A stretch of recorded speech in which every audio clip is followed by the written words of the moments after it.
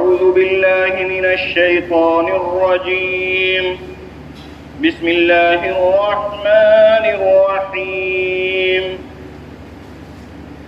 إذ قال ربك للملائكة إني خالق بشرا من طين فإذا سويته ونفخت فيه من روحي فقعوا له ساجدين فسجد الملائكة كلهم أجمعون إلا إبليس استكبر وكان من الكافرين. اس آیت کریمہ سے اللہ تبارک و تعالی نے ایک واقعے کو بیان فرمایا ہے.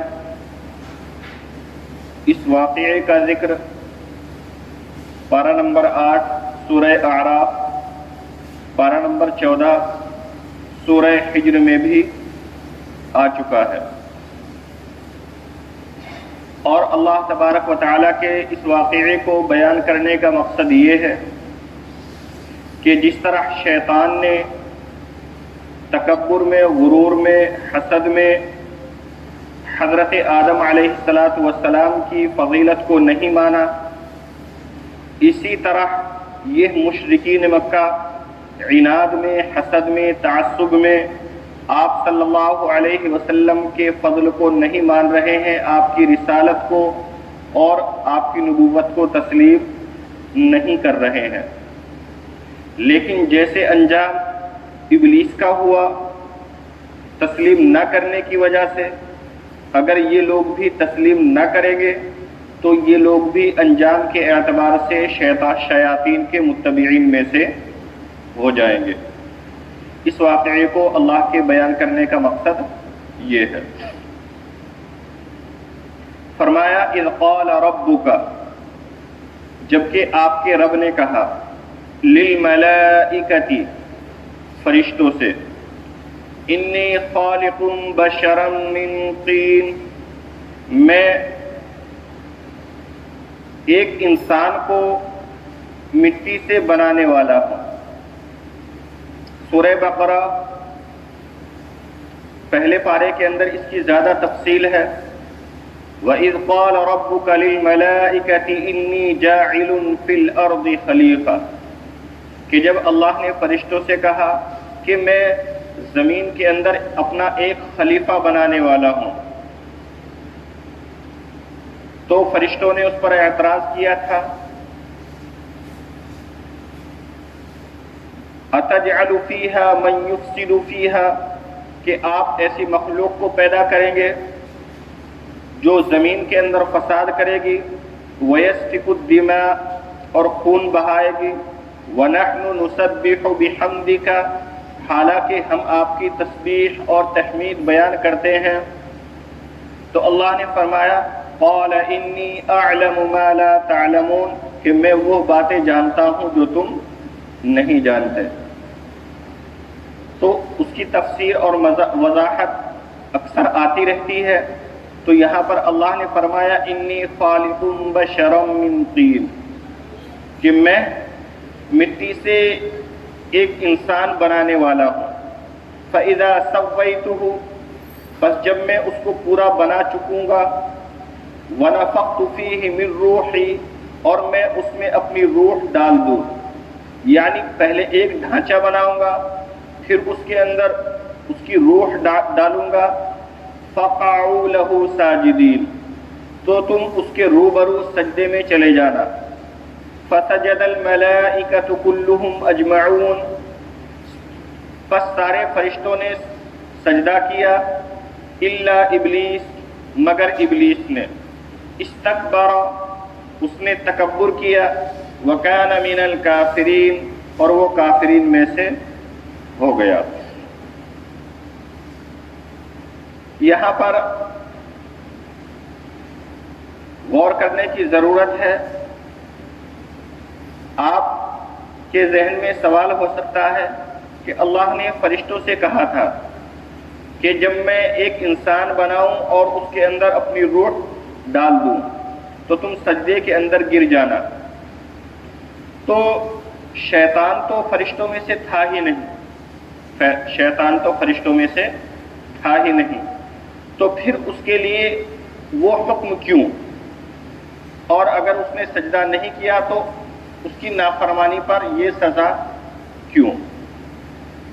इसके जवाब में हजरत शाह वलीउल्लाह मुहद्दिस देहलवी रहमहुल्लाह फरमाते हैं कि अल्लाह तबारक व तआला ने हुक्म मलाए आला को दिया, और जब किसी हुक्म में मलाए आला शामिल होते हैं तो मलाए असफल यानी नीचे दर्जे के लोग ऑटोमेटिकली शामिल हो जाते हैं।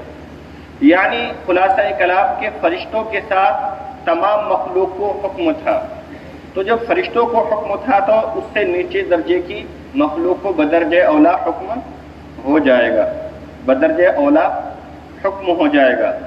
आप इसको ऐसे समझ सकते हैं कि जैसे अल्लाह तबारक व तआला अक्सर अहकाम मर्दों को मुखातब करके देता है, लेकिन इसका मतलब ये नहीं कि औरतें उस हुक्म में शामिल नहीं होती, वो भी शामिल होती है। अब दूसरा सवाल ये हो सकता है कि इब्लीस ने तकब्बुर किया, इब्लीस ने तकब्बुर किया, तो क्या तकब्बुर की वजह से वो काफिर हो गया? अगर तकब्बुर की वजह से इब्लीस काफिर हो गया तो फिर बाकी लोग काफिर क्यों नहीं होते? बाकी लोग काफिर क्यों नहीं होते? थोड़ा इसको समझने की जरूरत है। इब्लीस महज तकब्बुर की वजह से काफिर नहीं हुआ, इब्लीस महज तकब्बुर की वजह से काफिर नहीं हुआ, तकब्बुर की वजह से उसने सजदा नहीं किया। तकब्बुर जो था वो उसको सजदे से रोकने वाला था। काफिर वो क्यों हुआ? कि उसने अल्लाह तबारक व तआला के हुक्म का इनकार किया और उस हुक्म पर अल्लाह से बहस की। बात समझने की जरूरत है। सवाल हो सकता है कि शैतान तकब्बुर की वजह से काफिर हुआ, अमूमन हम यही सुनते रहते हैं, तो इंसान भी तकब्बुर करता है अक्सर, तो फिर ये क्यों काफिर नहीं है, ये क्यों मुसलमान रहता है? इसको भी शैतान की वजह से, जिस तरह शैतान काफिर हुआ तकब्बुर की वजह से, इस पर भी काफिर होने का हुक्म लगना चाहिए।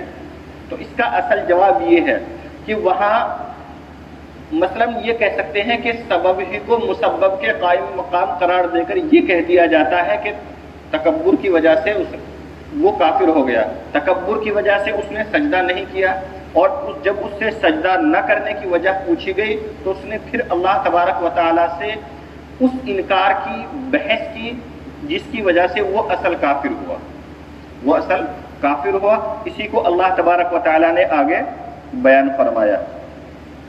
क़ाला, अल्लाह ने कहा, या इब्लीस, ए इब्लीस, मा मनाअका अन तस्जुदा, तुमको किस चीज ने रोका सजदा करने से, लिमा खलक़तु बियदैया, जबकि बियदैया, जबकि मैंने उनको अपने हाथ से पैदा किया था। यहां पर लफ्ज यद इस्तेमाल हुआ। यद का मतलब, यद के उमूमन लफ्जी माना आते हैं हाथ, लेकिन यहां पर कुदरत के माना में है। यानी हजरत आदम अलैहिस्सलातु वस्सलाम को मैंने अपनी कुदरत से पैदा किया, क्योंकि अल्लाह तबारक व तआला का हाथ कैसा है? वो अल्लाह ऐसा है कि जो जिस्मानी आज़ा से मुनज़्ज़ह है, जिस्मानी आज़ा से मुनज़्ज़ह है। अब जब मुनज़्ज़ह है तो हाथ का जिक्र क्यों किया? क्योंकि अल्लाह के हाथ से मुराद ये नहीं है कि अल्लाह का भी ऐसा ही हाथ है जिस तरह हमारा हाथ होता है, बल्कि अल्लाह के हाथ होने से मुराद है अल्लाह की कुदरत। अक्सर मुफस्सिरीन ने नहीं बल्कि तमाम मुफस्सिरीन ने लफ्ज़ यद को कुदरत के माना में इस्तेमाल किया है, और बारहा ये लफ्ज़ कुदरत के माना में भी इस्तेमाल होता है। अस्तकबरता, क्या तूने तकब्बुर किया, अम कुन्ता मिनल आलीन, या तू बड़े लोगों में से हो गया है। क़ाला, शैतान ने कहा, अना खैरुम मिन्ह, मैं उससे बेहतर हूँ। खलक़तनी मिन नार, आपने मुझे आग से पैदा किया, व खलक़तहू मिन तीन, और हजरत आदम को मिट्टी से पैदा किया। तो असल कुफ्र की वजह यह है कि अल्लाह ने हजरत आदम अलैहिस्सलातु वस्सलाम को सजदा करने का हुक्म दिया, तो शैतान का कहना यह था कि आपने जो सजदे करने का हुक्म दिया है वो सही नहीं है। क्यों? क्योंकि मैं बेहतर हूं, میں کیا ہے بہتر ہوں. اور بہتر مفضول کو سجدہ کیوں کرے, بہتر مفضول کو سجدہ کیوں کرے؟ تو ایک تو انکار کیا, اور حکم شرعی کا انکار کرنے کی وجہ سے انسان کافر ہو جاتا ہے. دوسرے اس نے انکار نہیں کیا بلکہ اس حکم شرعی کو غلط بھی اپنے اعتبار سے ٹھہرایا, تو یہ دوسرے کفر کی وجہ تھی. تو اب اس سوال کا جواب آپ کو مل گیا ہوگا کہ عام انسان تکبر کی وجہ سے کافر کیوں نہیں ہوتا اور شیطان تکبر کی وجہ سے کافر کیوں ہوا یا کیوں کہہ دیتے ہیں. تو اصل یہ ہے کہ سبب کو مسبب کے قائم مقام قرار دے کر یہ کہہ دیا جاتا ہے, سبب کو مسبب کے قائم مقام قرار دے کر یہ کہہ دیا جاتا ہے کہ شیطان تکبر کی وجہ سے کافر ہو گیا. حالانکہ وہ تکبر کی وجہ سے کافر نہیں ہوا, کیونکہ اگر اس بات کو مان لیا جائے پھر سب کو کہنا پڑے گا. تو اس بات کو تھوڑا ذہن میں رکھے. قال, اللہ نے فرمایا, فخرج منها, تو یہاں سے نکل, فإنك رجیم, کیونکہ تو مردود ہے, وإن عليك لعنتی إلى يوم الدین, اور تجھ پر میری لعنت رہے گی قیامت کے دن تک. قال, شیطان کہنے لگا, ربی, اے میرے رب, فانظرنی إلى یوم یبعثون, آپ مجھے قیامت کے دن تک مہلت دے. قال, اللہ نے فرمایا, فإنك من المنظرین, بے شک تو مہلت پانے والوں میں سے ہے, إلى یوم الوقت المعلوم, ایک معین مدت تک.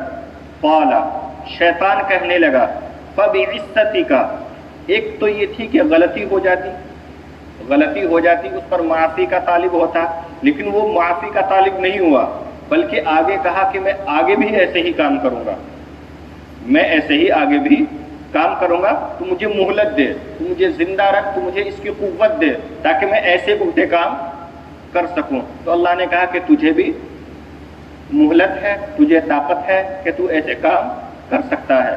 تو شیطان جب یہ مہلت مل گئی, یہ طاقت مل گئی, فبعزتک, اے رب تیری عزت کی قسم, لأغوینہم اجمعین, میں ان سب کو گمراہ کروں گا, الا عبادک منہم المخلصین, بجز آپ کے ان بندوں کے جو ان میں منتخب کیے گئے ہیں, یعنی خالص بندے شاید میرے جال سے محفوظ رہ سکے.